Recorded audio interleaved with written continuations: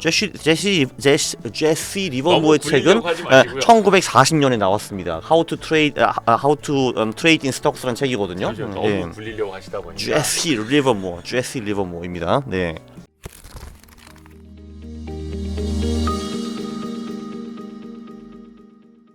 상대적으로 우리나라에서는 많이 알려지진 않았는데 네. 미국에서는 굉장히 유명한. 네.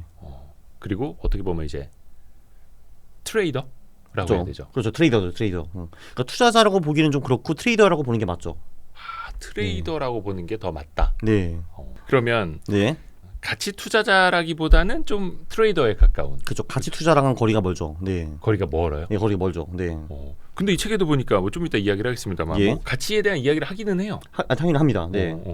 근데 어느 쪽에다 조금 더 비중을 뒀느냐는 이분은 사실 기술적 투자와 기본적 투자를 합쳐서 투자하시는 분인데 네. 근데 둘 중에서 뭐가 더 중요하냐라고 하면은 이 책 말고도 다른 책도 있어요. 모멘텀 마스터스라고 슈퍼 트레이더 4명이 모여서 쓴 책이 있는데 거기서 무조건 말해요. 차트가 안 맞으면 나는 펀다멘털이 아무리 좋아도 투자하지 않는다. 그러니까 한마디로 기술적 투자냐 기본적 투자냐 뭐가 먼저냐라고 하면은 기술적 투자가 먼저인 사람이에요. 그러니까 기술적 그림이 맞으면은 그때부터 펀다멘털을 보시는 분입니다. 그렇게 보시면 돼요. 아무리 펀더멘털이 좋아도 가격이 질질 떨어지고 있다? 그럼 buy, 안녕. 네. 그것도 이유가 다 있어요. 책에 보면은. 네. 그 이야기 뒷부분에 좀 해볼게요. 우선은 마크 미너비니 네. 이 양반이 어떤 분인지부터 살펴봐야 되는데 네. 나이가 그렇게 많지는 않아요, 그렇죠? 50대 아니에요? 사실 이 양반 그 뭐 나이도 잘 모르겠네. 네. 아니죠. 그러게 출생 이거를 이게 언제 태어났지? 네. 네. 그렇죠. 저는 거기는 관심 별로 없는데, 근데 지금 나이를 보니까 저는 대충 50대 정도로 추정이 되거든요. 네. 그러게. 그렇죠. 왜냐면은 80년대 열심히 했는데 그 이제 90년대 말부터 성공을 했다. 이제 이런 얘기가 나와 있거든요. 보면은. 근데 이제 80년대부터 했는데 이 사람이 굉장히 일찍 시작했단 말이죠. 그러면 아마 60년대 말 70년대 초 이 언저리 태어났을 것 같아요, 아마. 네. 그러면 이분이 주식 투자를 시작한 게 언제쯤이라고 보는데? 그러니까 이분이 8학년 때 학교에서 그 중퇴했어요. 8학년이라는 거는 영어로 주니어 하이스쿨, 우리나라 말로 중학교잖아요. 우리나라로 따지면 나이로 얼추 한 중2 정도? 그렇죠. 그러니까 이분이 초졸입니다. 초졸. 중학교를 졸업을 안 했거든요. 자, 그러니까 중학교를 졸업하지 않은 사람은 아무리 합격을 한국보다 덜 따지는 미국이라 하더라도 할 수 있는 게 별로 없습니다. 그렇죠. 그러니까 중학교 졸업장이 없고 그래서 초졸이고. 네. 그렇죠. 그러면 미국 현지에서도 괜찮은 잡을 찾기가 어려웠던. 그렇죠. 아무리 미국이라 하더라도 편의점 알바하기도 꽤 어려울 겁니다. 편의점 알바하러 딱 갔는데 너 학력이 어떻게 되니? 저는 초졸입니다. 그래? 중졸, 고졸이 지금 100명이 서 있어요. 막 나가 할 거거든요. 그러니까 편의점 알바도 사실 미국에서도 제대로 할 수가 없습니다. 그러니까 할 수 있는 게 주식 투자밖에 없었던 거죠. 그래서 8학년 후부터 주식에 올인해가지고 대성하신 분입니다. 제가 보기에는 아마 이 사람이 트레이더 중에서는 세계 최강이 아닌가 싶습니다. 아니 그러면 10대 때부터 주식 투자 시작을 했는데 그렇죠. 네. 버핏은 아마 10대 초반부터 시작을 한 걸로 알고 있는데 버핏은 그 제가 지금 다음 달에 오마하에 가서 버핏을 멀리서 보기 때문에 지금 스노우볼이라는 책을 읽고 있는데 11살 때 시작을 했습니다. 11살 때? 네, 11살 때. 네. 그것도 굉장히 강조하시네요. 오마하 주총 가신다는 거죠. 그렇죠. 이런 걸 강조를 하는 거죠. 근데 이제 전기를 읽어보면은 10대 때는 주식 투자가 확실히 메인이 아니었어요. 이것저것 딴 것도 하고 이런저런 비즈니스도 하고 여자애들도 좀 좋아하고 이렇게 하다가 이제 좀 그 후에 본격적으로 시작한 것 같습니다. 10대 말 20대 초 이때 본격적으로 했다라고 볼 수 있죠. 근데 미너비니는 그럼 어떤 차이가 있을까요? 일찍 똑같이 시작하긴 했는데 그렇죠. 더 일찍 시작을 했고 그러니까 이 양반도 이제 워렌 버핏과 비슷하게 계속 한 평생 주식만 팠다라고 보면 될 것 같아요. 근데 저는 이 사람이 일찍 시작했다는 걸 굉장히 좋다라고 봅니다. 솔직히 우리가 중고등학교, 대학교에서 배우는 게 아무것도 없지 않습니까? 그 인생에 도움이 되는 게 아무것도 없잖아요, 사실.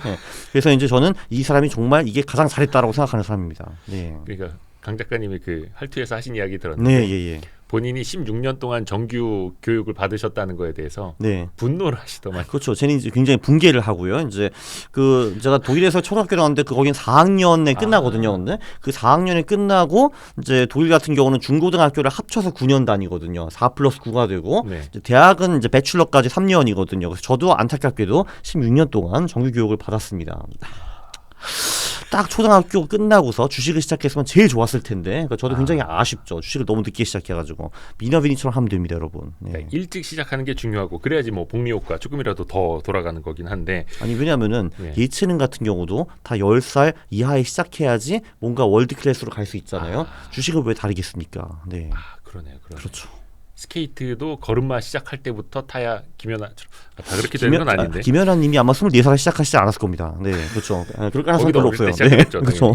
근데 이 책을 보면은 네. 이게 한국에 들어온 게 최근이고, 그렇죠? 네. 최근에 한국에 들어온 거고, 원래 이 책이 미국에서 2013년에 네. 발간이 됐던 맞아요. Trade Like a Stock Market Wizard. 네. 그러니까 시장의 마법사처럼 트레이드하라, 뭐라 해야 돼? 투자하라. 그렇죠.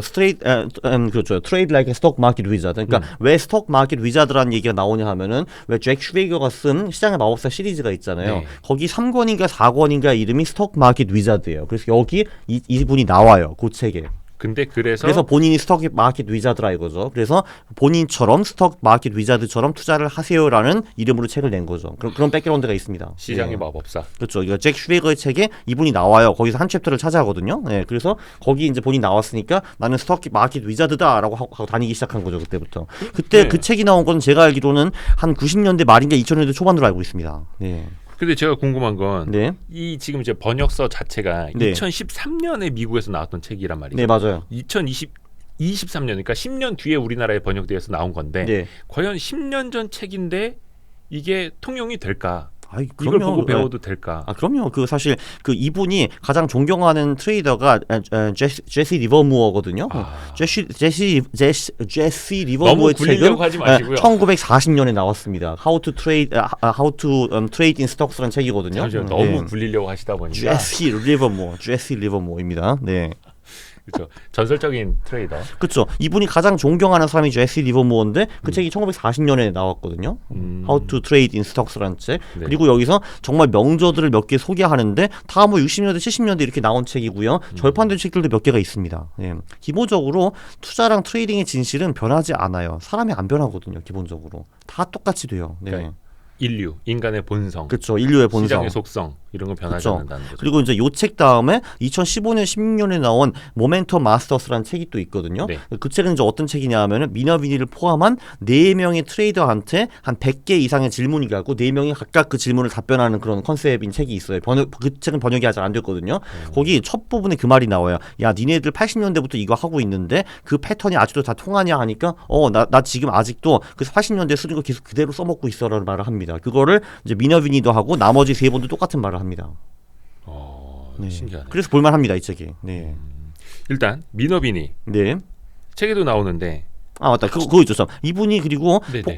본인의 방법을 써가지고 2021년 US 인베스팅 챔피언십에서 우승을 하면서 334%를 벌었거든요. 아직 유효하다는 게 입증이 된 거죠. 저도 그거 여쭤보려고 했어요. 네. 일단 전미 수익률 대회에서 네. 1등을 2번 하신. 그러니까 전미 수익률 대회라는 건 좀 그렇고 US 인베스팅 챔피언십, 그러니까 미국 투자 대회, 투자 챔피언십이라고 볼 수가 있거든요. 네. 이제 그 대회가 1년에 한 번 열려요. 그러니까 어떤 대회냐 하면은 자기 돈을 끌고 와가지고 이제 그 돈을 1년 동안 마음껏 불리는 겁니다. 그게 주식 디비전이 있고 선물 디비전이 있고 막 그래요. 네. 그것도 주식 디비전 안에서도 이제 100만 불 이상의 트레이더, 그리고 이제 100만 불 이하 뭐 이런 식으로 나눠지는 걸로 알고 있습니다. 네. 그리고 이게 한 2000년대 좀 중단이 되었다가 이제 몇 년 전에 다시 부활을 했어요. 요 대회가. 그 요분이 1997년에 맞아요. 97년일 때 우승을 했고요. 이제 96년에 이런 이유로 이분이 1등하고 있었는데 그때 대회가 중단이 되었어요. 그래서 으이씨 했거든요, 이분이. 그래가지고 97년에 다시 나가가지고 이제 우승을 하시고 그 다음에 한동안 대회가 없었거든요. 그래서 제가 알기로 2018년인가 9년인가 다시 부활했어요, 이 대회가. 그런데 재밌는 거는 이제 본인이 몸소 21년 우승도 하시고 그리고 19년, 20년, 21년 우승자 또는 톱 20에 들어간 선수들 중에서 이분의 학생들이 굉장히 많아요. 이분한테 배우고 나가지고 그 대회 나가가지고 우승을 하든지 입상한 사람들이 굉장히 많습니다. 본인의 제자들이 이 그렇죠, 같은 그렇죠. 대회에서 활약을 하고 있는. 그리고 이제 제자들만 나오면 가오가 안 살리니까 본인도 몸에서 나오셔가지고 21년 우승을 한 거죠. 335% 버시면서요. 네. 그러니까 97년에 155% 수익률로 우승을 했고 그죠, 그거는 네. 이 책이 나오기 전이었고 네, 맞아요. 2021년에 334%, 그러니까 미국에서 이 책이 나온 게 2013년이니까 네. 그 한참 후에 또 나가서 1등을 했다. 그렇죠. 그리고 97년에 우승을 하고 이분이 제가 알기로는 90년대 5년인가 6년 동안에 연봉을 220%를 벌었어요. 그러니까 그 6년 만에 본인의 자산 300배인가 올렸거든요. 그래가지고 잭 슈베이거가 그걸 보고서 오호, 이 사람 뭐야, 스톡 마켓 위자드네 해가지고 인터뷰를 한 거예요, 그때. 6년이요? 그러니까 한 5년 6년 걸쳐가지고 총 수익률이 200에 300배예요. 그러니까 연봉이 220%. 네. 연간? 네, 연간. 그러니까 매년 220% 수익을 내가지고 그거 5년, 6년 연속으로 했어요. 그래서 총 합쳐서 2, 3억 배를 벌었다. 이런 사람이에요. 네. 이게 그거는 이제 그 책에 언급이 돼 있다라는 내용이고. 그렇죠. 근데 그거를 잭 슈웨이거가 인터뷰하기 전에 무조건 이분은 그걸 까보거든요, 기절을. 그러니까 기절 안 까면 인터뷰를 안 해요. 잭 슈웨이거 같은 경우는. 그래서 그거 맞아요. 시장의 마법사. 그렇죠, 그 책을 통해서. 예. 야, 그 이 양반 그냥 괴물이에요. 재산이 재산이요? 많겠죠, 아마. 네. 그거는 공개를 안 하시는데 많을 것 같습니다. 네. 그리고 안 만나도 상관없어요. 어차피 그냥 주시장에서 맨날 끌어오면 되니까. 네. 탐구를 좀 해볼게요. 네. 근데 여기 책에 보면 미너비니의 승리율 자체는 50%밖에 안 된다. 그렇죠. 네. 사실 트레이더 치고는 50%는 상당히 높은 거죠. 그냥 30-40%대도 굉장히 많으니까요. 트레이더 중에서는. 그러면 승률 50%로 네. 수백 %의 네. 수익률을 낼 수 있는 방법은 어떻게 되는 거예요? 50%의 승률 가지고. 그거는 되게 간단하죠. 수익은 길게, 손실은 짧게. 그러니까 한마디로 이분은 나름대로 이제 본인이 선정한 타이밍, 본인의 선정한 주식에만 들어가거든요. 그 타이밍에. 그 타이밍이 들어갔는데도 불구하고 본인이 실제로 돈을 버는 경우는 50%밖에 안 된다 이거예요. 근데 그 대신에 못 버는 경우에는 빨리 손절하고 나가버리시고요. 벌 때는 굉장히 많이 버십니다. 네, 그렇게 보시면 돼요. 네. 수익은 길게, 손실은 짧게. 그렇죠. 이게 누구나 이렇게 하고는 싶긴 한데 사실 한번 물려 보면은 비자발적 장기 투자 되는 사례들이 왕왕 있는데. 왕왕이 아니라 뭐 대한민국 투자장에서 95%를 그렇게 하는 걸로 저는 알고 있습니다. 네. 그렇죠. 네. 그래서 저는 드리고 싶은 질문이 저희는 이제 가치 투자를 지향하시는 분들이 와이스트리트에서 상대적으로 많이 보시거든요. 저희는 그런 콘텐츠도 많이 했었고 하지만 트레이더의 세계도 좀 궁금하기는 하고 어떻게 하길래 이런 수익률이 나오는지도 한번 좀 알아보고도 싶기도 하고. 그렇죠. 근데 이 책에서 가장 중요한 것 또는 모든 위대한 트레이더들이 가장 중요시 여기는 것이 수익은 길게, 손실은 짧게입니다. 이게 제일 중요해요. 네. 저는 그런 이야기 주변에서 많이 들었어요. 트레이더는 이른바 이제 우리가 흔히 여의도에서 쓰는 표현입니다. 매사기라고 하는 이게 뭐 어디 되게 외래어 같긴 한데 뭐 좋은 어감은 아닙니다만 뭔가 타고나야 된다. 촉이 있어야 된다. 매사기가 있어야 된다. 막 이런 이야기 흔히들 하거든요. 이 트레이더는 타고나는 건지 아니면 이렇게 배운다고 되는 건지 작가님은 어떻게 생각하세요? 배울 수 있다라고 생각을 하는 게 이미 두 개의 사례가 있습니다. 혹시 터틀 트레이딩 아시나요? 터틀 트레이딩? 잘 모르겠어요. 터틀 트레이딩이라는 거는 리차드 데니스라는 트레이더가 만든 사람이에요. 또 이 사람은 수백 달러를 수억 달러로 불리신 분이에요. 트레이딩을 통해서. 그러니까 어떻게 보면 이분보다 수익률이 더 높을 거예요 아마. 그분이 활약했을 때는 주로 이제 뭐 70년대, 80년대 뭐 요때였거든요. 주로 선물 트레이딩을 주로 하셨는데 그분이 본인의 파트너인 그 윌리엄 에카트랑 내기를 합니다. 트레이더를 키울 수 있는가 없는가에 대해서 리차드 데니스는 할 수 있다라고 봤고 윌리엄 에카트는 못 한다라고 했어요. 근데 둘이 그때 마침 싱가포르에서 거북이 농장에서 거북이를 바라보고 있었거든요. 그래서 내가 트레이더를 저 거북이처럼 키울 거야 라고 해가지고 터틀 트레이더라는 명칭이 붙게 되었어요. 그래서 둘은 이제 싱가포르에서 미국으로 가가지고 월스트리트 저널에 광고를 때립니다. 팍 해가지고 리처드 데니스가 트레이딩 가르쳐줄 테니까 지원하쇼 이렇게 왔거든요. 그래서 그 중에서 23명을 뽑았어요. 그리고 그들은 거의 다 성공했어요. 거의 예외 없이. 그래서 결론적으로 트레이딩을 가르쳐가지고 성공시킬 수 있다라는 게 입증이 되었고 그 중에서 나중에 꽤 유명한 해치펀드를 차리신 분들도 몇몇 계십니다. 그 터틀 트레이더 중에서도요. 그래서 일단 이분도 성공했고 그 조금 전에 말씀드렸지만 미너비니도 세미나하고 책 팔고 다 강의하고 하고 있거든요. 그리고 실제로 US 인베스팅 챔피언십에서 우승자 또는 입상자들 중에서 대다수가 그 캠프에서 나왔다는 걸 보면은 트레이딩은 가르칠 수 있다라는 것처럼 보입니다. 아까 이야기하신 근데 물론 모두 누구나 다 배워서 슈퍼 트레이더가 될 수는 없다라고 생각은 하지만 누구나는 안 되죠. 누구나는. 그렇죠. 왜냐하면 사실 누구나 학교 가면은 공부를 잘할 수 있지만 그렇지 않은 거랑 똑같은 거죠. 사실 그거는. 그러나 가르칠 수는 있다. 왜냐하면 사실 누구나 국어, 수학, 영어는 가르칠 수 있다라고 생각을 하잖아요. 근데 트레이딩은 가르칠 수 있다 없다? 당연히 저는 있다라고 봅니다. 근데 물론 이제 그 사람의 의지랑 그 사람이 이제 그걸 잘 따르는가 그거에 많이 달려 있겠죠, 당연히. 혹시 강 작가님은 미너비니처럼 혹시 트레이딩을 좀 하세요? 아니요, 안 해요. 왜냐면은 저는 퀀트로도 충분히 번다라고 생각을 하는데 근데 제가 비퀀트 중에서 유일하게 인정하는 사람들은 미너비니 같은 트레이더들입니다. 왜냐면 그분들이 저보다 수익이 더 높거든요. 나머지 비퀀트는 제가 인정을 안 해요. 저보다 수익이 낮은데 뭐. 그렇죠. 강 작가님은 이제 퀀트로 벌고 있는 사람이고 근데 그게 아니라 트레이더의 영역도 나름 있는 거고. 트레이더의 능력은 분명히 존재하고 그리고 이분들이 저보다 수익이 높기 때문에 네. 이분들은 제가 연구를 많이 합니다. 당연히. 네. 왜냐하면 이 사람들을 하는 것 중에서 일부분은 저희 퀀트 전략이 녹일 수가 있거든요. 네. 근데 어떤 분들은 그렇게 또 말씀하실 수도 있잖아요. 네. 아니 민업인이 그렇게 잘 알고 네. 트레이딩을 배울 수도 있고 하면 강원국 작가는 왜 그렇게 안 하느냐. 그거는 굉장히 간단합니다. 제가 그 투자와 트레이딩을 위해서 시간을 많이 쓰는 거를 별로 안 좋아하거든요. 근데 이거를 하려면은 실제로 그 종목들의 차트를 다 봐야 되고 그 종목들의 재무제표도 자세히는 아니지만 어느 정도 분석을 해야 되고 시장도 봐야 되고 이런 걸 다 해야 되거든요. 저거 하기 싫거든요. 그런데 시간을 쓰기가 싫어요. 물론 제가 진짜 돈이 완전히 없고 이제 다시 시작해야 된다면 할 것 같거든요. 근데 지금 배부른 거죠 한마디로. 그게 가장 큰 것 같고요. 근데 그렇죠. 이제 그게 사실 가장 크죠. 네. 네. 여유가 있다는 거죠.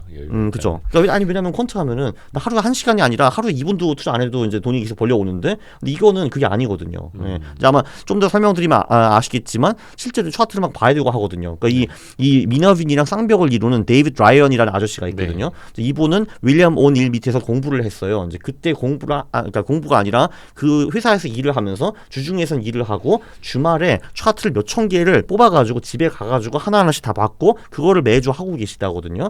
그래서 그분도 최강자 반열에 올랐는데 전 그거 하기 싫습니다. 네.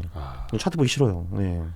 약간 트레이더가 되려면 그만큼의 시간과 노력을 당연히 투입을 해야 된다. 그렇죠. 퀀트는 가성비가 좋고 괜찮은 수익을 낼 수 있는데 이거는 수익은 어마무시하게 낼 수 있는데 내 시간과 에너지와 노력을 많이 투입해야 된다. 그 차이라고 보시면 돼요. 그러니까 고노력 고수익이냐 아니면은 이제 저노력 중수익이냐 이거 중에 선택을 해야 되는 거죠. 근데 전 중수익이면 충분해요. 사실 먹고 사는 데는. 네. 중요한 거는 또 많은 사람들이 언제 사고 언제 파느냐 많이 궁금해 하시잖아요. 네. 물론 이제 같이 투자하시는 분들 입장에서 보면은 마켓 타이밍을 재려고 해서는 또 안 된다 이렇게 말씀하시는 분들도 많고 이 질문을 만약에 민어빈이가 듣는다면은 어떻게 답을 할까요? 마켓 타이밍에 대해서. 그러니까 니네들이 돈을 못 벌지라고 말했을 겁니다. 그거는 100%고요. 실제로 이런 식으로 말을 해요. 이 책에서 말을 하고 트위터에서도 비슷하게 말을 하거든요. 특히 이제 그 누구야 그 돈나무 누나 있잖아요. 근데 캐시우드. 그분은 엄청 쉽죠. 그러니까 누구를요? 이제 미너비니가 그 돈나무 누나를 엄청 씹죠. 리스크 그래요? 관리 하나도 안 되고 뭐 저딴 거를 무슨 가치 투자라고 하고 한다고 하는데 막 하면서 이제 엄청 씹어요. 그냥 한마디로. 막 성장주 가치 투자 막 이런. 그렇죠. 그냥 대놓고 비웃죠. 거기서 그냥. 근데 마이너스 80%야 하면서 이제 그냥 비웃거든요. 근데 이제 기본적으로 이분의 마켓 타이밍의 가장 중요한 아이디어는 와인스타인이라는 사람이 쓴 책에서 왔어요. 그 책 이름이 뭔지 여기 여기 있다. 주식 투자 최적의 타이밍을 잡는 법이라는 책이거든요. 이거는 번역이 돼 있습니다. 이 책도. 와인스타인 책이고, 그러니까 와인스타인 책에서 가장 핵심 이론은 뭐냐면은 이제 주식이 그러니까 4단계로 나눠진다는 거죠. 저거 한번 띄워주시면 나쁘지 않을 것 같은데요. 네.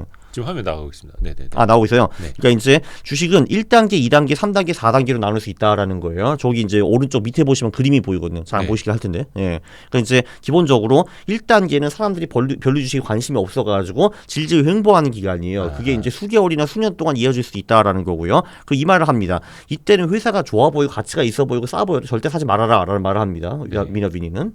그 다음에 이제 2단계가 옵니다. 2단계가 아름다운 거죠. 한마디로 2단계 초기에는 가격과 거래량이 상승을 하면서 가격이 150일 또는 200일 이동평균 위로 가버린다라는 거고요. 그리고 이평 자체도 더 이상 횡보하지 않고 상승하기 시작한다라는 말을 합니다. 그리고 단기 이평이 장기 이평을 넘어서기 시작하죠. 왜 원래 그렇잖아요. 이게 올라가기 시작하면은 50일 이평이 200일 이평보다 위에 올라가고 그런 게 보이죠. 정배열이라고 하죠. 그거를. 이른바 골든 크로스, 정배열 이렇게. 그렇죠. 그래서 오로지 2단계에 있는 주식만 사라라고 말을 하는 겁니다. 이 사람은. 그리고 이제 그게 끝나면은 이제 3단계로 가면은 이제 거래량이 막 증가를 하고 상승 추세는 멈춘 다음 이게 한 단계 올라간 다음에 그 위에서 이제 지그재그식으로 움직인다라는 거거든요. 그리고 이제 그 후에는 4단계 한마디로 훅 떨어지는 때가 온다라는 거예요. 여기서 조심해야 되는 게 뭐냐면은 3단계가 애널리스트나 이런 사람들의 평가가 제일 좋다라고 합니다. 왜냐면 2단계 주식도 많이 올라갔지 펀더멘탈도 개선됐지 해가지고 이미 3단계 올라간 주식을 애널리스트들이 막 칭찬하고 야 이게 가치주자 된다 이런 식으로 막 말을 한다는 거고요. 심지어 4단계 들어갔는데도 불구하고 그 보통 이제 가격이 먼저 꺾이고 어닝이 꺾이기 때문에 4단계 들어간 주식에도 애널리스트나 투자자들이 굉장히 긍정적으로 보는 경향이 높다라는 건데, 근데 4단계 주식의 공통점은 가격이 빠지고 있다 이거예요. 근데 절대로 들어가지 말라는 거죠. 그러니까 이 책, 그러니까 와인스타인이 그 책에서 뭐라고 하냐면은 이 책에서 4단계 주식은 절대로 사지 말아라. 하나만 배워도 이 책값을 한 100배 네가 번 거다라고 말을 해요. 그 책에서. 근데 미너비니가 그 와인스타인의 이론은 그대로 받아들였어요. 1단계, 2단계, 3단계, 4단계 그거. 네. 그리고 이제 책에 몇 가지 예를 듭니다. 네. 조금 여기까지만 들으면 헷갈리거든요. 과연 그러면은 3단계 조정과 4단계 빠지기 시작할 때의 차이는 뭘까? 혹시 그거에 대한 좀 설명도 있습니까? 그냥 기본적으로 그 4단계에는 가격이 빠져요. 그게 가장 커요. 네. 뭐 예를 들면 어떤 조건에 그러니까 이러면 조금 전에 그러니까 저런 식으로 보면 딱 보이거든요. 저기 하나의 샘플인데 여기도 아마 샘플이 몇 개 나와 있을 거예요. 책에 보면은. 그러니까, 많아요. 네, 많죠. 1단계부터 4단계 내용은 이제 여기 나와 있죠. 이제 그 추세에 따른 투자 5장에 나와 있거든요. 5장. 106페이지 언저리부터. 그렇죠. 거기서 보면은 이제 그 1단계, 2단계, 3단계, 4단계 어떻게 생겼는지 주로 이제 나옵니다. 이렇게. 4단계 특징 여기 나오네. 대다수 가격 변동은 200일 이동평균선 아래에서 이루어진다. 이분은 200일 이동평균선 되게 중요시 봐요. 이거 깨지고 내려가면은 볼 거 없다. 그렇죠. 그리고 주가는 52주 신저가 또는 근처에 있다. 주가 패턴 저점과 고점이 낮아지는 기단식 하락으로 나타난다. 그러니까 저점도 낮아지고 고점이 낮아진다라는 거죠. 그리고 단기 이동평균선, 장기 이동평균선은 아래에 있다. 거래량은 대규모로 하락하는 날과 주에 급등하는 반면 반등한 날에는 줄어든다. 거래량이 평균 이상인 하락하는 날과 주에는 거래량이 평균 이상인 상승하는 날과 주보다 더 많다. 이런 거죠. 4단계의 특징. 그렇죠. 그러니까 4단계의 특징 이렇게 떨어지는 칼날 혹은 빠지는 주식 절대로 하지 말아라. 그죠. 요것만 피해도 책값은 한다. 그렇죠. 책값을 몇백 배는 한다라고 이제. 근데 요 내용은 미너비니가 와인스타인 책에서 베껴온 거예요. 둘이 또 친구거든요. 또 사실 만나더라고요. 트위터에 보니까. 서로 이야기. 밥도 먹고 막 그래요. 잘 배웠다. 서로 이제. 그렇죠. 그렇죠. my friend 하면서 이제 막 하더라고요. My great friend Mark Weinstein 하면서 이제 만나고 막 그러더라고요. 여기. 근데 앞에서 서두에도 이야기하신 것처럼 어떻게 보면 미너비니는 굳이 하나만 택하라면은 차티스트에 가까운. 그렇죠. 그러니까 한마디로 기본적으로 이분은 딱 말을 해요. 무조건 2단계에 있는 주식만 매수를 하라라고 이제 말을 하고요. 그럼 1, 3, 4단계는 아무것도 하지 말라는 거고 1, 3, 4단계 이 주식이 아무리 싸 보이고 펀더멘털이 좋아 보여도 사지 말라라는 겁니다. 그래서 이분은 기술적 투자가 먼저, 그리고 2단계 들어갔네? 그 차트를 먼저 보고 그 다음에 펀더멘털 분석을 하시는 분입니다. 그렇게 보시면 돼요. 많은 분들이 궁금해하실 것 같아요. 그럼 2단계는 뭔데? 이게 이제 113페이지인데 제가 이거 읽어드릴게요. 읽어드리죠. 읽어주시죠. 1단계에서 2단계로 전환되었는지 확인하는 요건. 주가가 150일 및 200일 이동평균선 위에 있다. 그렇죠. 150일 이동평균선이 200일 이동평균선 위에 있다. 그리고 셋째, 200일 이동평균선이 상승 추세를 보인다. 넷째, 고점과 저점이 연이어 높아진다. 다섯째, 주봉 상승 시에는 거래량 증가, 주봉 하락 시에는 거래량 감소. 여섯째, 거래량을 수반한 상승 주봉이 거래량을 수반한 하락 주봉보다 많다. 이거 보시면요, 4단계 완전히 정반대라는 거 느껴지세요? 그렇게 딱 볼 수 있죠, 그죠? 그리고 와인스타인 같은 경우는 본인의 책에 4단계 어떻게 공매도를 하는가 그 챕터도 하나 있어요. 그 챕터는 요 미너비니 책에는 없어요. 공매도 챕터는. 4단계 더 공략하는 공매도. 그렇죠. 오히려 4단계 그거는 반대로 하면 된다 이거죠. 한마디로 2단계 주식은 사는 거고 4단계 주식은 공매도 하라. 그 얘기가 와인스타인 책에 나와 있죠. 엄청 공격적이네요. 그렇죠. 주식 투자 최적의 타이밍을 잡는 법. 미너비니가 책에서 쓴 그 세파 투자법. 세파 투자법. 세파 투자법이 어떤? 그게 뭐 되게 그 핸섬하게 들리기는 하는데 이분이 기본적으로 주식의 타이밍을 잡는 법은 일단 첫 번째 조금 전에 그 와인스타인이 말한 그 1단계, 2단계, 3단계, 4단계를 해가지고 일단 2단계 주식을 잡아야 될 거 아니에요. 자, 그 다음엔 또 거기서 넘어 들어가가지고 차트를 봅니다. 이분이 차트를 이제 보고요. 저기 떴는데 그 차트는 온일과 비슷한 패턴을 봅니다. 기본적으로 제가 보기에는 이제 미너비니의 투자 철학은 한 80%는 윌리엄 오닐이고 20%는 와인스타인이라고 보시면 돼요. 그냥 그렇게 이제 심플하게 볼 수가 있고요. 그럼 이제 윌리엄 오닐 같은 경우는 캔 슬림이라는 방법을 만들어낸 사람이죠. 근데 윌리엄 오닐도 차트를 많이 보는데 이제 윌리엄 오닐과 비슷한 차트 패턴을 보더라고요. 이제 그 중에서 가장 알려진 패턴이 바로 이 그 컵 위드 핸들, 그러니까 이거 뭐라 그래? 찻잔의 손잡이. 그렇죠. 찻잔 손잡이 패턴이라고 볼 수가 있죠. 영어로 이제 컵 위드 핸들이라는 패턴이고요.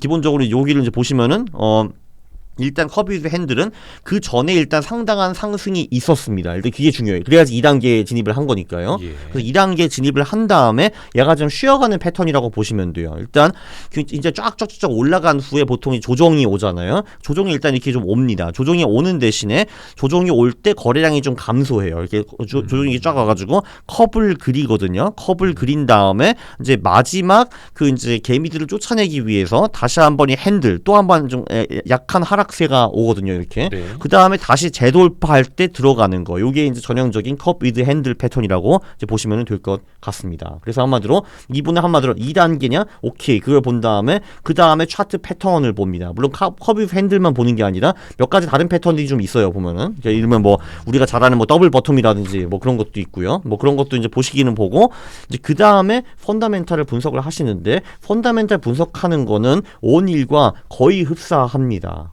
그러면 이제 온일이 뭘 보는지 한번 좀 이제 알아봐야겠죠. 네, 그거를. 윌리엄 온일. 네, 그렇죠. 윌리엄 온일은요. 자, 이제 캔 슬림이라는 전략을 쓰시거든요. 여기 보면 이제 왜 이게 캔 슬림인지 여기 나옵니다. C는 커런트 어닝스고 A는 애뉴얼 어닝스고 N은 뉴 프로덕트 이렇게 나오거든요. 아, 저 약자구나. 약자예요. 네. 그래서 이제 C와 A는 분기와 연간 순이익이 증가하고 가속화가 되는 겁니다. 네. 요거 있고요. 여기서 이제 온일도 그렇고 미너비니도 매출액도 중요하다. 그러니까 순이익만 보는 게 아니라 매출액도 증가하다고 하고 그리고 미너비니가 추가로 말한 거는 애널리스트 추정치 상향 조정 이런 것도 이제 같이 잘 봐야 된다라고 말을 하고요. 그거는 온일은 말을 안 해요. 책에서 아니 한 것 같아요. 한 것 같네요. 그리고 여기서 보면은 이분들은 성장에 집중하는 거를 볼 수가 있어요. 일반 퍼나 PBR나 PEG 같은 그 소위 밸류에이션 지표들은 거의 안 써요. 이분들은. 요 두 분은 이제 거의 안 쓰시고요. 그리고 이제 N이라는 거는 여기서는 이제 그 뉴 팩터라고 볼 수가 있어요. 뉴 팩터는 뭐냐면 신제품이 될 수도 있고 신산업에 소속된 이제 그 기업일 수도 있고 신경영진일 수도 있고 신고가일 수도 있어요. 그러니까 이런 기업들이 일단 좋다라는 거고요. 그리고 이제 S는 그러니까 그 서플라이 앤 디맨드는 한마디로 주식 수가 많냐 적냐라는 건데 이분들은 적은 걸 좋아하세요. 왜냐하면 그래야지 빨리 올라가기가 좋기 때문에. 그러니까 아무래도 대형주보다는 소형주를 좀 더 선호한다라고 보실 수가 있는데 그렇다고 해서 이분들 대형주를 안 하시는 거는 또 아닙니다. 네. 그리고 이제 L 같은 경우는 리더. 이제 리더가 도대체 무엇인가에 대해서 이분이 상당히 많은 글을 쓰거든요. 이제 뒤에 보면 리더십 스톡이 뭔지에 대해서. 왜냐하면 이분이 말씀하시는 거는 장이 오르기 전에 리더십 주식들이 먼저 오른다. 또는 반대로 장이 떨어지기 전에 리더십 주식들이 먼저 떨어진다라는 이론을 이제 제기하시는 분이거든요. 이분이. 네. 근데 리더라는 건 기본적으로 그 산업에서 1위에서 3위 중에 하나의 기업이고 점유율을 팍팍 확대하는 기업. 이렇게 이제 보시면 될 것 같아요. 예를 들면 지금 같은 경우는 확실히 2차 전지 쪽이 이제 리더하는 산업이고 그 중에서 뭐 에코프로비엠이나 이런 쪽이 이제 리더십 주식이라고 이제 볼 수가 있겠죠. 뭐 예를 들면은. 네.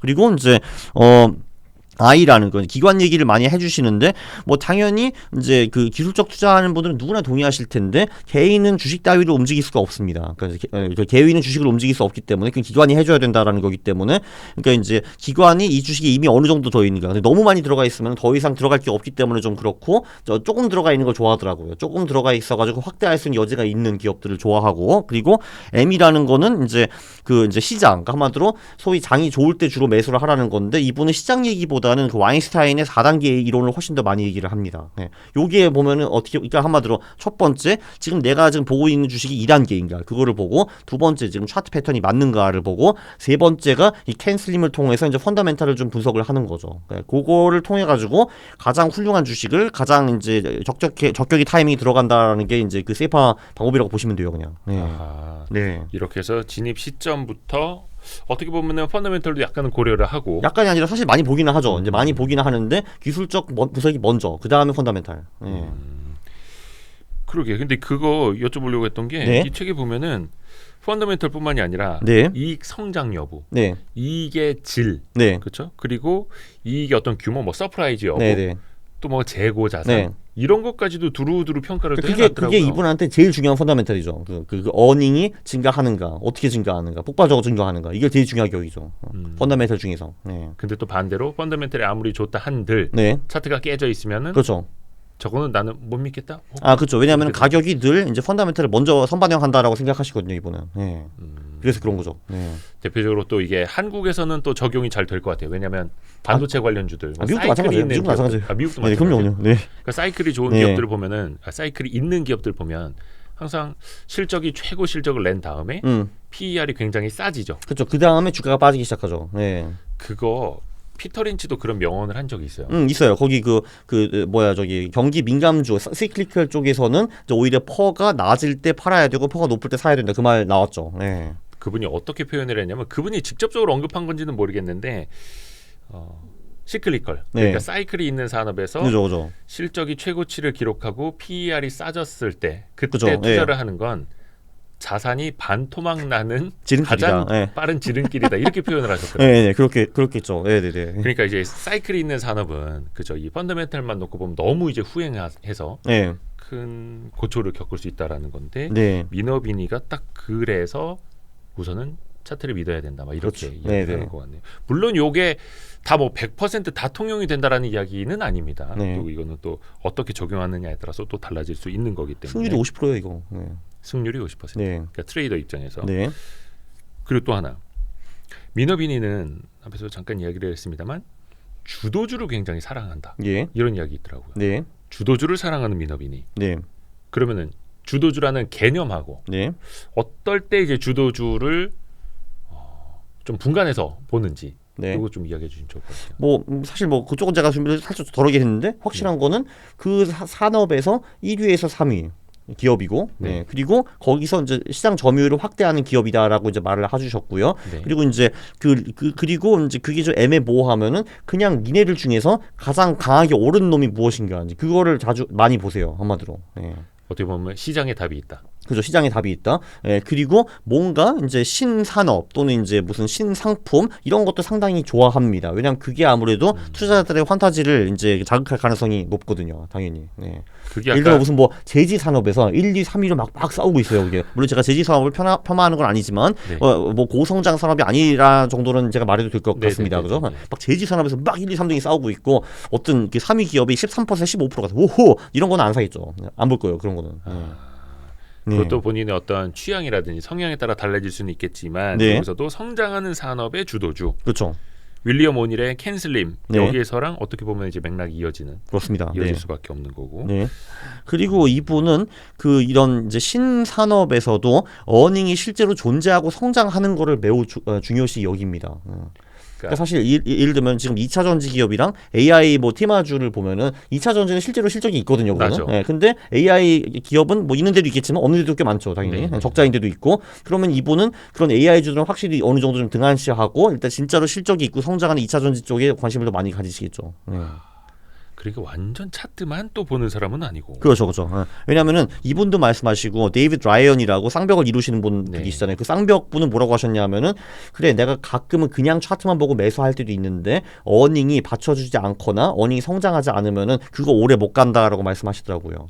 그러니까 차트도 좋고 어닝 성장도 폭발적이어야지 얘가 몇 개월 또는 몇 년까지 갈 수 있다라고 강조를 했습니다. 그건 미국이나 우리나라나 마찬가지예요. 그건 똑같죠, 뭐. 그죠.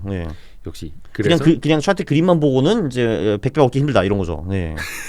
100개 먹기 힘들다. 100배 먹기 힘들다. 100배 먹기 힘들다. 그죠. 나는 왜 100개 먹기 힘들다라고 들었지? 100개는 이제 뭔지 모르겠고 이제 100배를 먹기 힘들죠.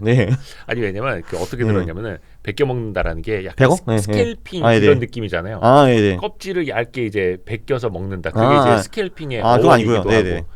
그거 아니고 100배. 참고로 그 미너비니 같은 경우는 타임 프레임이 스캘핑이나 데이는 아니고요. 그러니까 보통 추정컨대 몇 주 또는 이제 몇 달 정도가 이제 메인이라고 보시면 될 것 같아요. 이분은 몇 년까지 보유하는 거는 이제 거의 없는 것 같고요. 그 와인스타인 같은 경우도 이제 1년 이내를 보유하는 건 없는 걸로 저는 알고 있어요. 아니 그러면 트레이더인데 완전 단타 트레이더는 아니네요. 단타는 아니죠.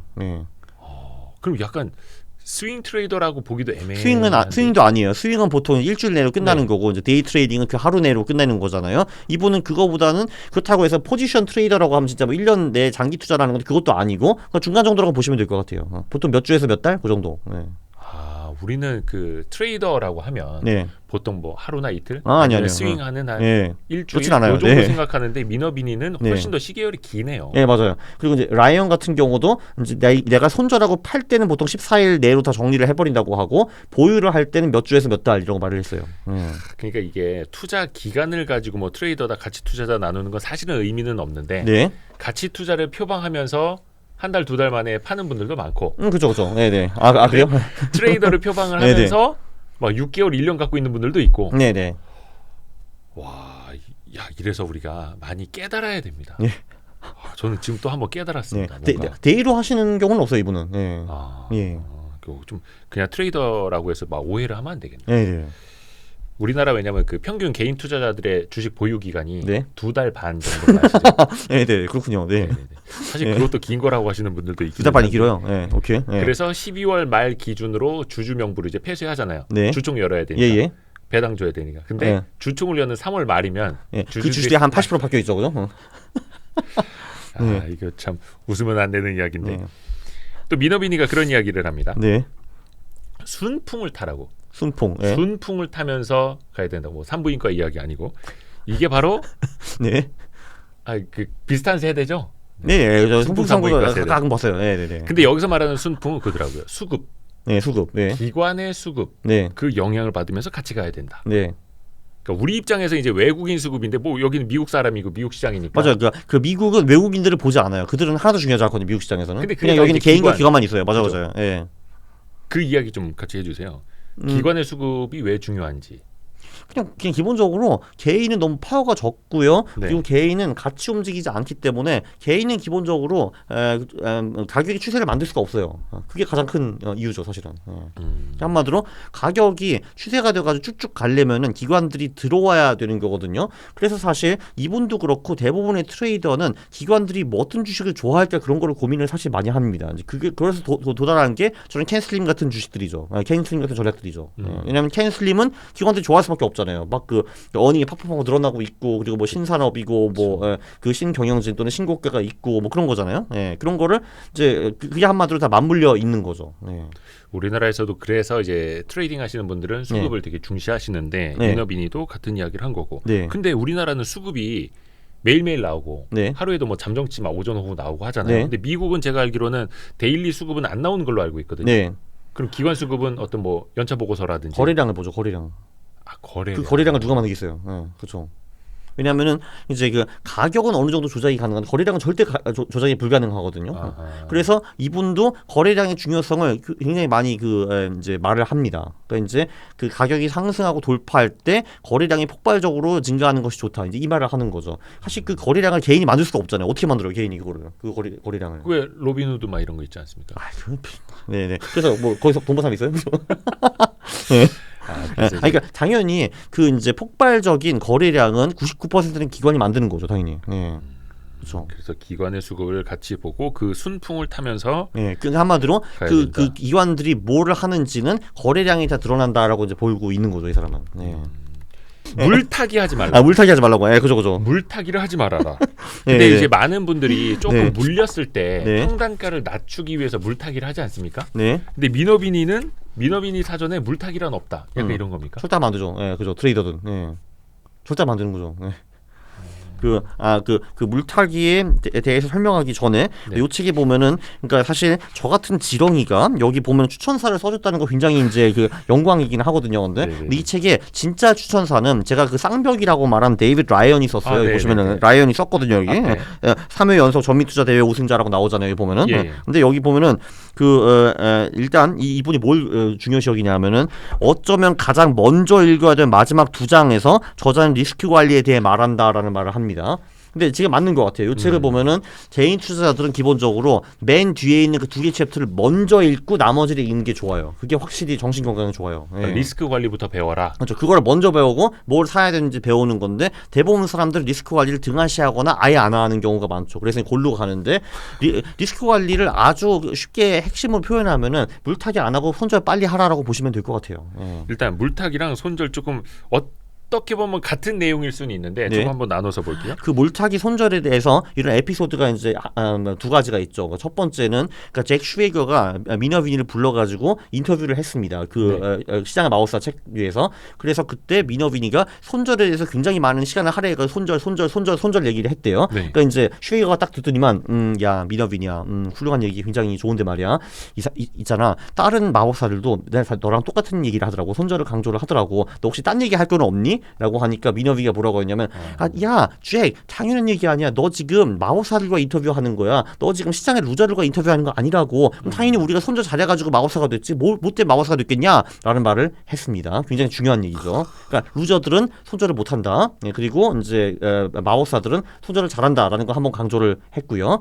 그리고 또 이제 그 얘기도 요 책이 잠깐 나와요. 근데 그리고 뒤에 또 이제 어떤 얘기가 나오냐 하면은 자 여러분 A 주식이 있고 B 주식이 있습니다. A 주식은요 잘 가다가 최근에 뭔가 악재가 터져가지고 30-40% 하락을 했습니다. B 주식은요 별다른 악재도 없고 그냥 뭐 그럭저럭 호재가 있어가지고 그럭저럭 가는 주식입니다. 둘 중에 어떤 거를 사시겠습니까? 라고 이제 하면은 대부분 사람들 여기서 그냥 가격만 놓고 보면 전보다 막 확 떨어진 거에 또 많은 분들은 손이 가죠. 그래도 전반적으로 상식적으로 악재가 없는 걸 사는 게 좋잖아요. 그냥 그렇죠, 호재가 그렇죠, 있는데. 그렇죠. 그럼 대부분 사람들은 여기서는 상식적으로 B를 선택을 할 것이다라고 이제 말을 하거든요. 자, 근데 너는 네가 A라는 주식을 먼저 샀다는 이유로 A를 팔지 않고 B로 안 넘어가고 그냥 A를 보유하고 있지 않니? 그 말을 하는 거죠. 그러니까 당연히 A라는 건 악재가 생겼기 때문에 그거를 팔고 B라는 호재가 있는 주식으로 넘어가는 것이 좋은데 이제 그게 상식적인 사람의 이제 생각인데, 근데 너는 네가 A라는 주식을 샀기 때문에 손절을 못 하는 거야. 네 자존심 때문에 그런 거야. 이거라는 말을 써요, 이분이. 자. 네, 자, 그죠? 근데 이게 어렵죠. 왜냐면 그 뭐 심리학적 용어로 정박 효과라는 것도 있고, 아니면 이제 손실회피 편향 이런 거 있죠. 맞아. 그렇죠. 본전 뭐 만회 편향 이런 거 있죠. 네네. 본인이 거기 물려 있고 이거를 손절하면 이제 손실을 확정하는 거라는 생각 때문에 또 못 넘어가지 않습니까? 아무리 저기 막 좋은 걸 알아 막. 근데 이제 손절하는 이유가 그거 말고 또 하나가 있어요. 첫 번째는 뭔가 악재가 있으니까 떨어졌다가 첫 번째 그 이유고, 두 번째는 이거예요. 얘가 그럼 진짜 막 떨어졌어요. 근데 나는 전벌을 하잖아요. 얘가 다시 올라갈 걸 기대해가지고. 그럼 이러면 내가 10,000원을 샀는데 5,000원까지 갔습니다. 내가 얘가 다시 10,000원을 가는 걸 기대하고 있는데 5,000원에서 얘가 6,000원까지 가잖아요. 그럼 6,000원에서 물린 사람들이 막 매물을 내보내요.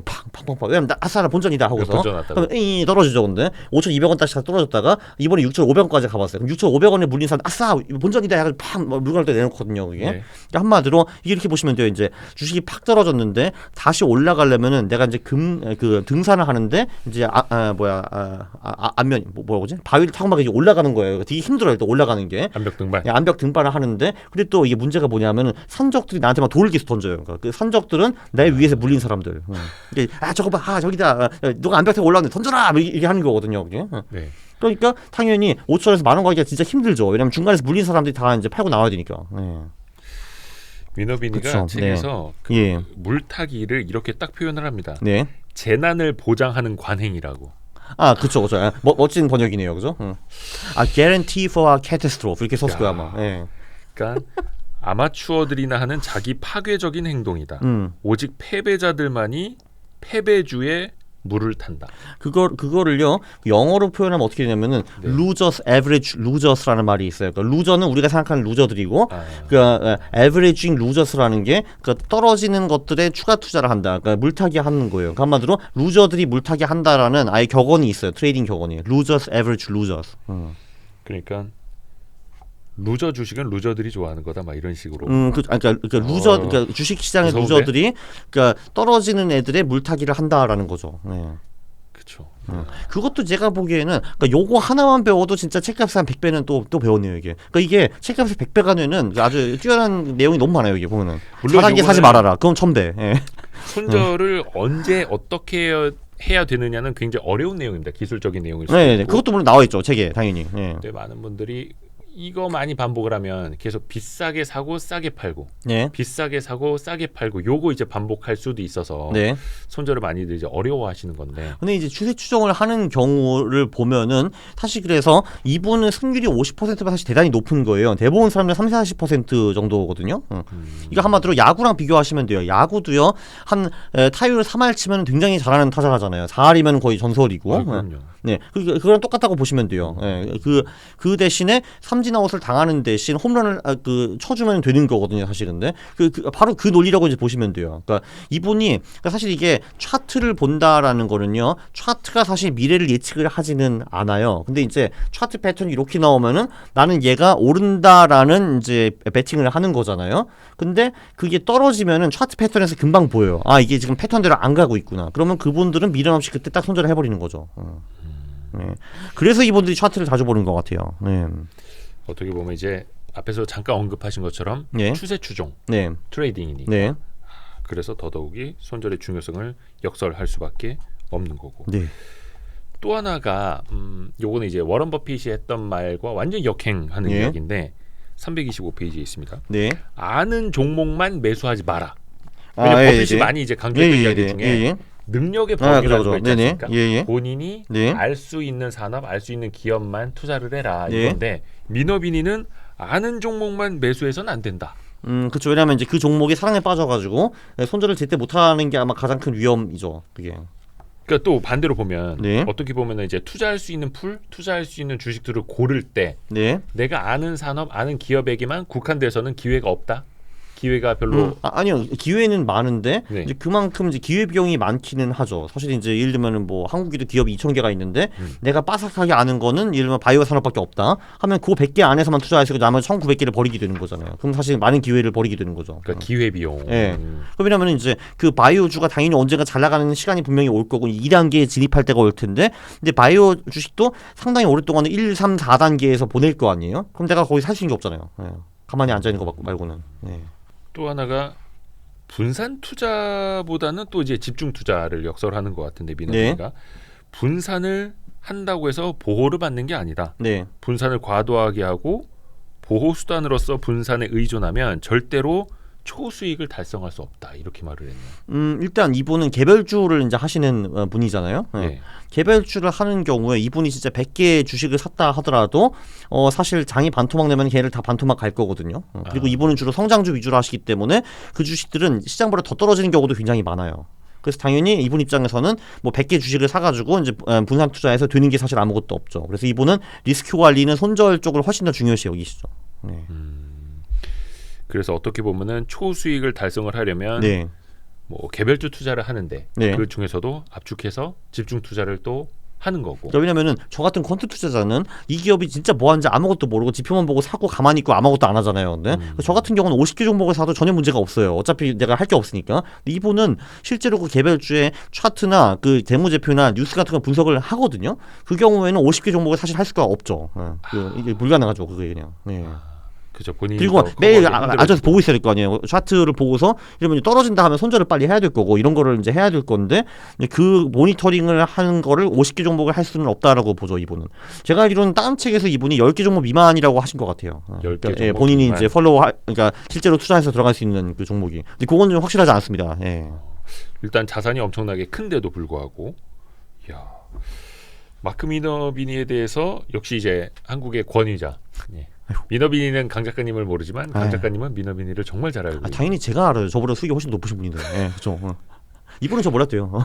마지막으로 미너비니에 대한 총평 혹은 이제 이 책을 통해서 미너비니에 대해서 혹은 그의 투자법에 대해서 공부하고자 하는 분들을 위해서 좀 조언 드릴 수 있는 게 좀 있다면. 그러니까 사실 저는 그게 중요하다고 생각을 합니다. 이제 우리가 이제 투자를 배울 때 전부 다 혼자 뭐 터득할 수는 있지만 그거 너무 오래 걸리기 때문에 어떤 멘토를 통해서 이제 배우는 것이 좋거든요. 근데 그 멘토를 설정할 때 제가 보기엔 이제 가장 중요한 거는 이 사람이 돈을 얼마나 많이 벌었는가 이게 제일 중요하거든요. 투자에서는 딱 그게 하나만 중요하기 때문에. 근데 대부분 사람들은 이제 그런 멘토를 안 따르고 뭐 다른 멘토를 따르는 경우가 굉장히 많은 것 같아요. 그래서 일단 가장 돈을 많이 버는 사람들이 어떻게 돈을 버는가 그거를 스터디하고 이제 그거를 최대한 따라하려고 노력을 하는 것이 투자에서 잘하는 방법이 아닌가라고 저는 생각을 합니다. 근데 이분이 수익률은 전 세계에서 제일 높아요. 그것도 트레이딩을 통해서 한두 해가 아니라 꾸준히. 그렇죠. 꾸준히. 그렇죠. 그게 무서운 거죠. 그렇죠. 그리고 예를 들면 제 할투에 와 보시면은 이분이랑 그 쌍벽을 이룬 데이비드 라이언이랑 둘이 모여가지고 그 연간 100% 이상 벌 수 있는 10계명이라는 걸 만들어 주셨거든요. 그것도 한번 보시면 나쁘지 않을 것 같습니다. 맞다. 근데 지금 이 마크 미너비니를 계속 이제 트위터로 팔로우하시는 이유가 강 작가님 같은 경우에도 마켓 타이밍에 대한 조언을 계속 보려고 하시는 거죠. 그렇죠. 그것도 보고 솔직히 이 사람이 이제 무슨 생각하고 지금 요즘 뭘 좋게 보는가 그것도 당연히 가장 최근 트윗은 어떤 내용이었습니까? 같이 보실까요? 네네. 있어요? 그럼요. 있죠. 최근에 있죠. 저기 맞아. 이거 물어봐야지. 그러면 지금 이게 중요하죠. 이게 중요하네요. 2023년 한 4월 10일인데요. 그렇죠. 트위터 미너비니 하면 나오거든요, 이게. 이 즈음에 미너비니는 이 시장 어떻게 보는지. 잠깐만요. 야, 나 8학년에 중퇴했어 하면서 이제 나 6년 동안에 주식하면서 돈을 못 벌었거든. 이제 야, 근데 나도 나중에 성공해서 너도 할 수 있어 임마 이런 식으로 이제 광고를 좀 하시고요. 그 최근에 4월 5일에 이런 말씀을 하셨어요. 네. 야, 내가 마지막으로 금 사세요한 게 1993년이었고 그때 그 금 주식을 신나게 샀대요. 그리고 몇 달 만에 2배가 되었다라고 말을 했거든요. 근데 1943년이요? 93년. 아, 93년. 어리셨죠 이때, 그죠? 아, 저게 93년도예요. 그런 것 같아요. 30년 전에.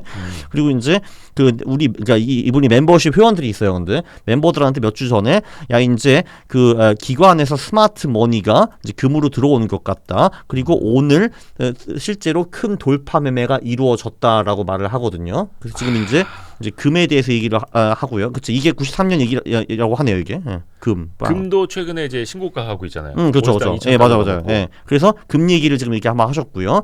그리고 이제 미국 시장 얘기는 이제 여기 한번 하세요. 그러니까 여기에. 그러니까 이건 언제냐? 이게 4월 언제야 이게? 5일. 이거 4일 5일이네. 예. 네. 얼마 안 됐죠? 그러니까 이게 그러니까 조금 요약을 하면은 그러니까 이분이 이제 S&P 500에 대해서 늘 buy or sell이라는 시그널을 주시거든요. 최근 그러니까 셀 시그널이 2021년 11월이었어요. 상당히 좋은 타이밍이었죠. 네. 그후부터 장이 박살나기 시작했으니까. 네. 그리고 이제 올해 1월에 스파이에 대해서 매수 시그널을 돌아섰거든요. 돌아섰는데 올해 1월에 예, 그래서 we remain on our January 13, 2023 buy signal이라고 말이 나오고요. 네. 아직은 buy signal이다. 자, 근데 stock trading risk model improved to buy alert, but has not yet registered outright buy signal, which was suggest we are in an easy dollar environment. 이 말은 이제 뭐냐 하면은 이분은 이제 지수도 보고 개별주도 보는데 네. 이제 개별주가 이제 조만간 매수할 수 있을 것 같아라는 식으로 돌아왔대요. 왜냐면 한 달 전까지만 해도 이분이 좀 이제 별로 주시장 안 좋게 봤거든요. SVB 망하고 이럴 때. 근데 이제 아직은 완전히 그 outright buy, 그러니까 완전히 들어가세요라는 시그널은 아직 안 나왔다라는 말을 해요. 그러니까 한마디로 돈을 쉽게 개별주도 벌 수 있는 시장은 아직은 안 왔다라고 말을 합니다. 예. 그래서 지금 이제 그때까지는 그 I hold back on aggressive trading in terms of position sizing, holding period, and overall exposure. 그러니까 한마디로 그때까지는 내가 엄청 공격적으로 매수하지는 않겠다. 그래서 처음에 들어갈 때 포지션도 좀 작게 들어가고 나올 때도 빨리 손절을 하고, 네 그리고 이제 exposure, 그러니까 한마디로 시장에 노출되어 있는 것도 크게 들어가지 않을 것이다. 이런 식으로 말을 해주세요. 이렇게. 네. 그러니까 안 좋은 시장은 아니지만 그래도 조금은 불안한 감이 그렇죠. 그러니까 한마디로 그러니까 이분은 한마디로 개나 소나 돈을 벌 수 있는 그런 시장이 있다라고 믿는 사람이거든요. 근데 지금 그때는 아니다라는 거죠. 네네. 약간 좀 난이도가 있는 시장. 그렇죠. 난이도가 있는 시장이다. 그렇게 말을 합니다. 돈을 벌 수는 있지만 난이도가 그렇죠. 있는 지수 시장. 자체는 그럭저럭 긍정적으로 보신다. 이렇게 하고 있고요. 네. 그리고 이제 또 두 번째 분이 계시잖아요. 그 쌍벽. 네. 쌍벽 분은 더 좋은 게 뭐냐면요. 이분이 어떻게 보면은 초보자들한테 좀 더 좋아요. 이제 그러니까 이분은 책도 안 파시고요. 광고도 안 하시고. 데이비드 라이언. 네, 데이비드 라이언 한 달에 한 번씩 정도 오셔가지고 딱 짧게 남기고 그냥 갑니다. 근데 아주 이분이 근데 2022년, 23년 최고 리딩방이었어요. 네. 그러니까 되게 놀라운 게 제가 한번 그 백테스트를 해봤거든요. 2022년에 이분 따라했으면 50% 벌었어요. 22년 그 개떡장에. 뭐라고 얘기하는데요? 뭐 이런 식으로. 그러니까 지금 같은 경우는 야 지금 그 3월 13일에 뭐라고 하셨냐면은 야 지금 스파이가 그러니까 내가 이제 횡보 레인지를 390에서 431로 잡았는데 390 밑으로 떨어졌다. 자 지금 SVB 때문에 그 저기 그 뭐야 변동성이 엄청 크기 때문에 변동성이 다시 뚫어질 때까지 일단 좀 매수를 하지 말고 기다려라라 말을 했거든요. 그러니까 이제 본인이 한 말이 책임져야 되니까 3월 30일 다시 왔어요. 이때 와가지고 자 이제 시장이 이제 SVB 그 망한 다음에 어느 정도 변동성이 줄었고 진정했다. 예, 그래가지고 자, 그래서 다시 시장이 이제 올라갈 것 같다. 참고로 이 말을 하실 때 스파이 ETF가 395 정도였거든요. 네. 근데 일단은 스파이가 400을 뚫어야 되고, 일단 그리고 그걸 뚫으면은 한 420에 30까지 갈 것이다라고 이제 말을 해주셨거든요. 참고로 이때가 395였는데 409까지 갔네요. 그러니까 이등은 참 잘하신다는 이분이. 예, 이분 참 잘해요. 예, 그래서 top of the range 420에 30 언저리까지 갈 것이다 하거든요. 아마 갈 거예요. 이분 작년에 거의 다 맞았어요. 자 이렇게 해서 트레이더들의 세계도 한번 알아봤고요. 그렇죠. 이 라이언 아저씨가 이제 한마디로 노이즈가 좀 적고 한 달에 한 번씩 깔끔하게 정리를 해주시기 때문에 이제 미너비니보다는 난이도가 좀 적은 트위터 트레이더입니다. 네, 그렇죠. 고맙습니다. 네.